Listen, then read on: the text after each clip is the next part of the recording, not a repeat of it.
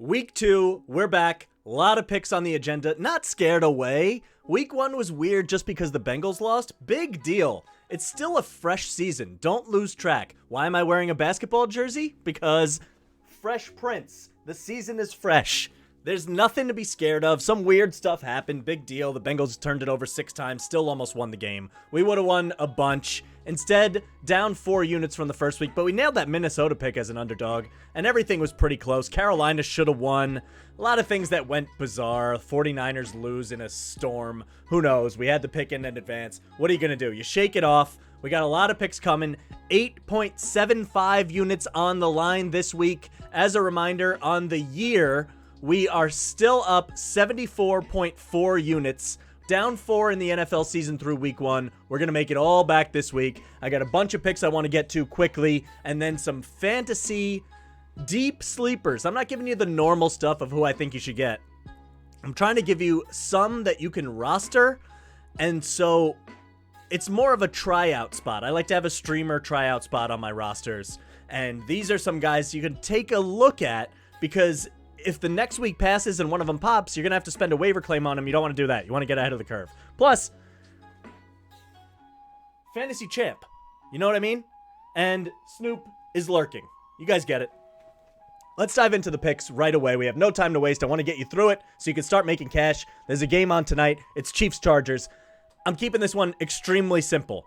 2 units on Chiefs money line at minus 200. I will be riding the Chiefs until they lose and or don't cover. I know this is a hard game.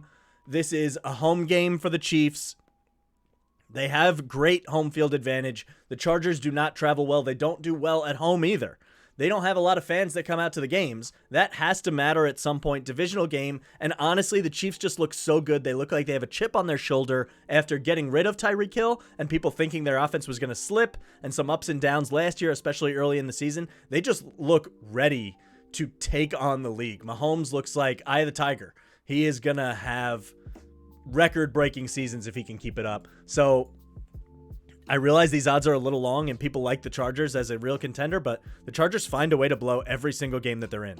So Chiefs money line for 2 units. I'm feeling pretty comfortable. Hopefully you saw this video in time. If you didn't and the Chiefs won, I'm a genius. Welcome back. If they lost, then, just skip to the, 3-minute mark of the video and carry on from here. It's going to be great. I do have one more parlay actually for Thursday night, and that's going to be Chiefs money line with Eckler over 39.5 yards receiving. Keenan Allen out. You're going to have someone pick up the short yardage stuff. I know Josh Palmer might be the deep threat, and you might see some Gerald Everett over the middle of the field, but I feel like those checkdowns are going to be there for Eckler, especially if they fall behind at any point, which against the Chiefs, entirely possible. And then Mahomes over 295.5 passing yards. I'll pretty much, same thing, I'll take Mahomes props until they stop working. And those 3, Chiefs money line, Eckler 39.5 receiving yards, Mahomes over 295.5 passing, plus 418. We're going to throw half a unit on that. That gets us past Thursday. We're on to Sunday.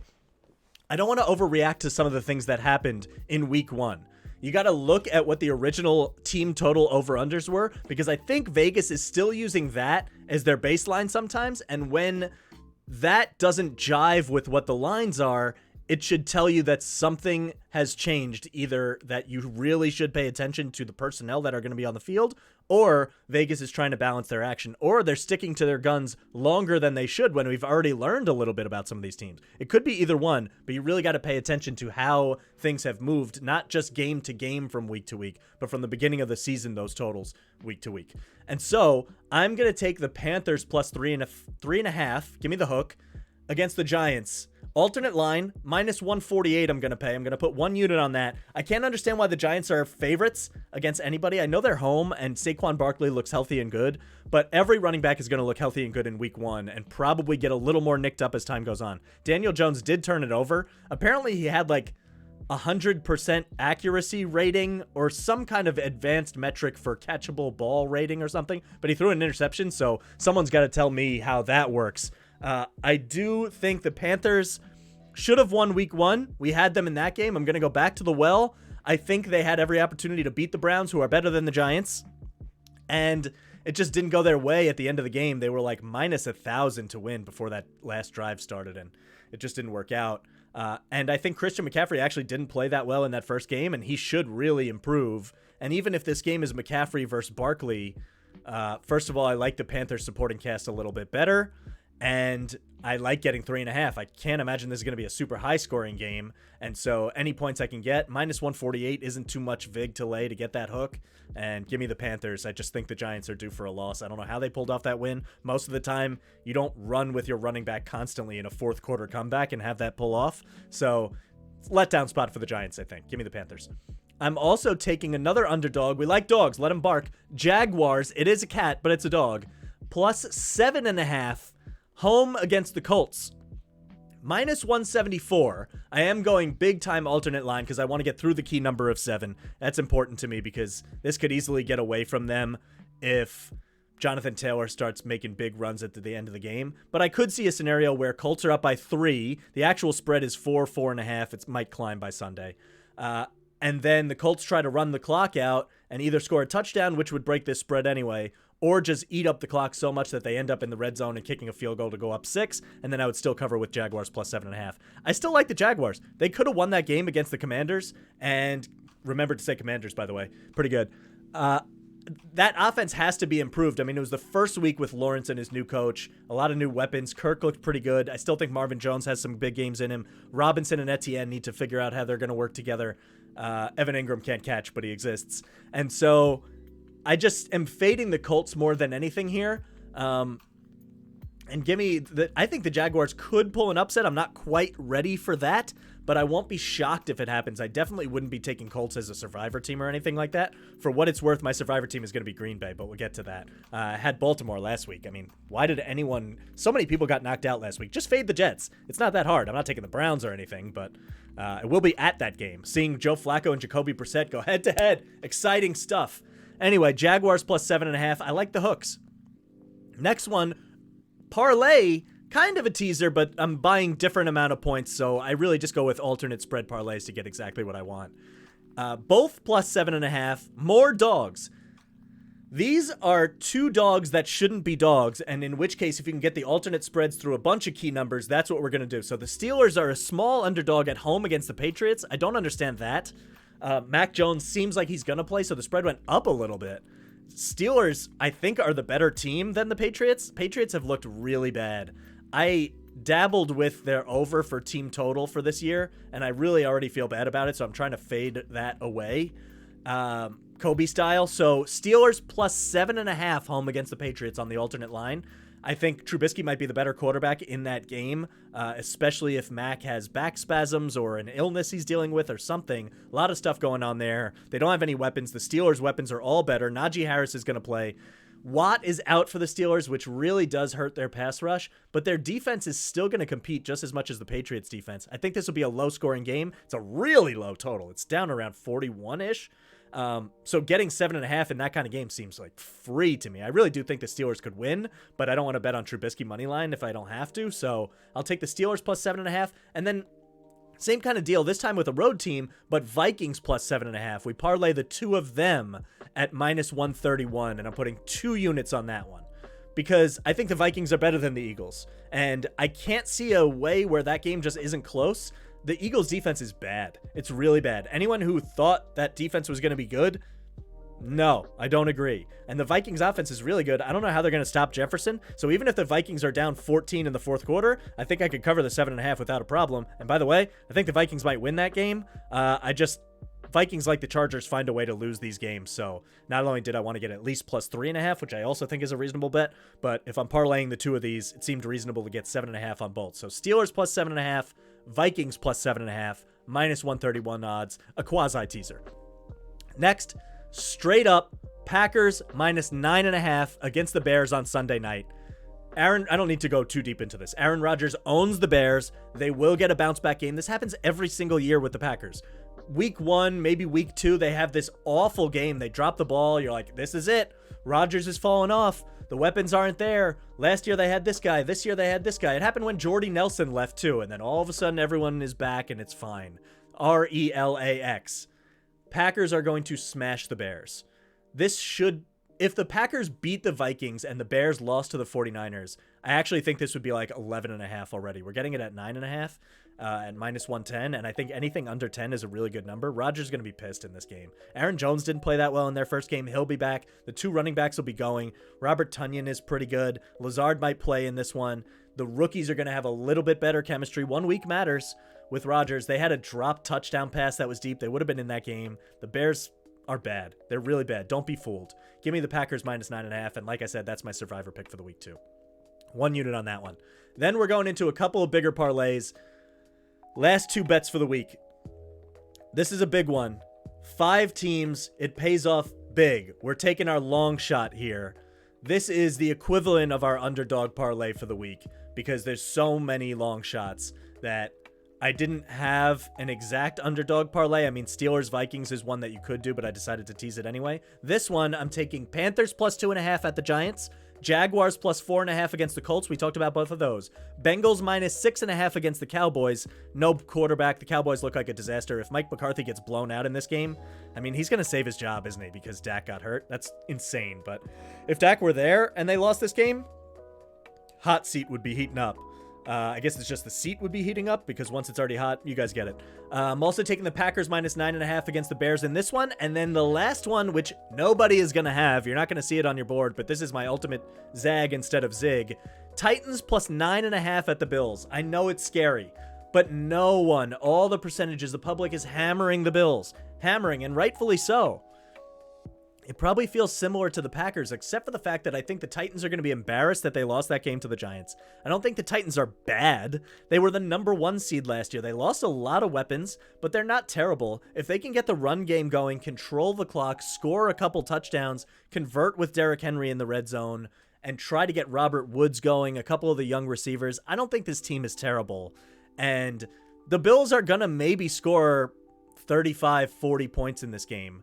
It just wouldn't shock me if the Bills' defense is not quite the absolute juggernaut that we saw in that Thursday night game. I think they're going to be very good. More than anything, I'm just fading the public here. 9.5 for the Titans just feels like a lot of points. And I understand the Bills being big favorites, but I don't know. Going into the year, people thought that the Packers were going to be good. Their over-under was like 10.5 or 11. Bills was like 11.5.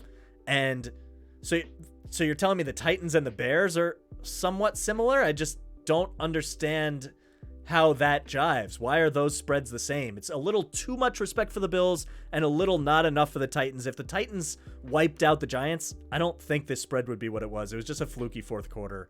And if Tannehill has anything left in the tank, I would hope they're going to pull it out here. And they should just ride Henry. I mean, he's not going to have bad games most of the time unless his career has really fallen off a cliff. And I'll take my chances fading a huge percentage of the public.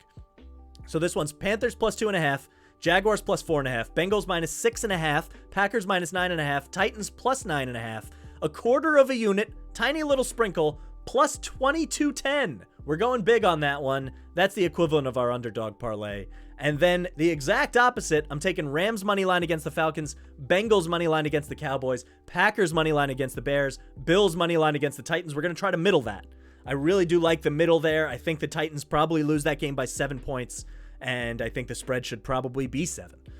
Instead, we're getting 9.5, so we take it up there. And on this one, we take the money line. You parlay those 4 big favorites together, which generally I've really tried to get away from. It's mostly a sucker bet. It's just that I can't see the Rams going 0-2. This Falcons team overdid their competitiveness in that Saints game. They actually should have won it, but they always find a way to blow the game, which is good if you're taking the money line against them. Bengals can't lose to a Cooper Rush.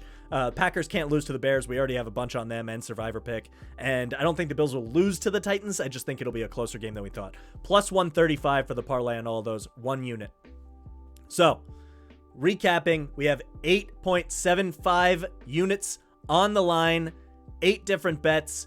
A lot of stuff on the Chiefs Thursday night. We're taking the Panthers +3.5, the Jaguars +7.5, the Steelers Vikings parlay of the alternate lines +7.5 on each of those. Packers -9.5. The big parlay, Panthers +2.5, Jaguars +4.5, Bengals -6.5, Packers -9.5, Titans +9.5. Parlay those all together. Quarter of a unit. You could go bigger if you're feeling frisky. +22.10. And then the easy favorite parlay, which is never as easy as you think it's going to be. Rams, Bengals, Packers, Bills. We try to hit all those, balance out our sheet a little bit, but we're going to make back the 4 units we lost last week. I promise you. Like and subscribe. Before we leave, we're going to do some fantasy stuff. Deep sleepers, went position by position on this one. A little bit different. Quarterback, I think Carson Wentz is worth a look.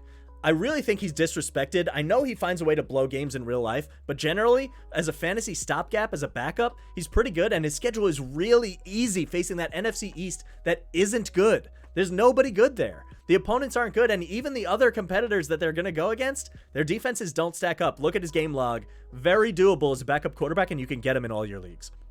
Running back, Jerick McKinnon or Isaiah Pacheco, but more people are in on Pacheco after the fourth quarter he had in garbage time. I think McKinnon stands to gain a lot if there's an injury in that Chiefs backfield. Plus, he could have PPR standalone value. The only problem with the Chiefs is that they have so many weapons, but I like Jerick McKinnon. He never goes away. He was on the team that won the championship for me last year, and he's always worthy of a roster spot. He's never rostered, and if CEH goes down, weird to say that nickname out loud, by the way, he needs a better one. If he goes down, I think McKinnon and Pacheco will both be valuable, but you'll see McKinnon get more run early.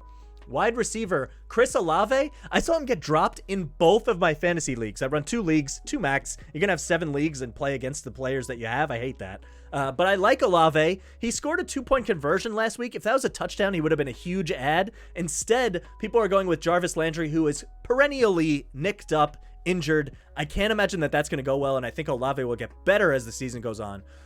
So I would add him. Saints offense, weird, but rookie receiver, if anyone has given up on rookies this soon, scoop them up, see what happens. I also think Garrett Wilson on the Jets looked pretty good. I don't know why they don't play him all the time, but when he was in, he got targeted, got a lot of separation, and when Zach Wilson comes back, I bet he's going to look for him a lot. First round pick, they're going to try to get him on the field more and more. So 2 rookie receivers that I really like that you could take a look at for deep roster ads. Tight end, Albert O on the Broncos. Should have known this going into the season. I didn't think about it. Russell Wilson loves his tight ends. Russellmania earned me that championship trophy. He loves his tight ends, and Albert O looked pretty good. The stats didn't all the way jump off the page, and there were a couple of weird backup tight ends that you saw Russ throw to, Beck and someone else. He did that in Seattle too with the Will Disleys of the world. There was always like another tight end, but I think Albert O is really good. It's why they traded Noah Fant. They were confident in his ability. If you need another tight end on your roster and you didn't reach for one of the top tier ones, go for him, try him out, see what happens. I also like Robert Tonyan. I don't know why he's available in a lot of leagues. He's coming off an ACL, but the Packers don't have a lot of trustworthy weapons, and even when Lazard comes back, Rodgers is going to need a red zone threat that he's comfortable with. Tonyan had that 10-touchdown season, and I think if he's healthy, he's worth adding. Defense, you need a streamer. God, I hate to say this. I've already named a Jet with Garrett Wilson. Jets' defense looked pretty frisky. Robert Saleh is a good defensive coach, and their defense is young and fast. They're playing Cleveland. First of all, they're 6.5-point dogs, which I'm not touching that game. But Jets defense, I think, could be a long-term play against bad offenses. They really are going to have some big games, I think. There's a lot more talent on this team than there was last year. The offense is a disaster. But if you need a streamer, Jets against Cleveland, Jacoby Brissett, I could see that being a real turnover fest, ugly game. We'll see. Again, I want to keep these fantasy ads deep, not the obvious stuff. So if you're looking for something, you're in a deep league, you need a fantasy streamer, or you're worried about who your defense plays next week or something like that, take a sniff of the Jets. For kicker, I would recommend that they be removed from the league because it's absolutely ridiculous that we're still using kickers in 2022 in fantasy football. No one watches games for kickers. I tweeted it at MikeTheMush Sports during last week's slate. Like, so many games decided by late field goals. Nathaniel Hackett in love with the field goal for no reason. God, that guy annoys me. At least he came out the next day and said, yeah, I probably screwed that up. I respect that.